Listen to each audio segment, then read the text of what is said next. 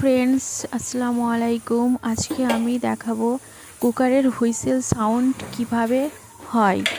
তো তাহলে চলো ভিডিওটা শুরু করা যাক। দেখো, আমি একটা কুকার বসিয়ে দিয়েছি গ্যাসেতে। এর মধ্যে কুকারে একটা সিটি উঠবে।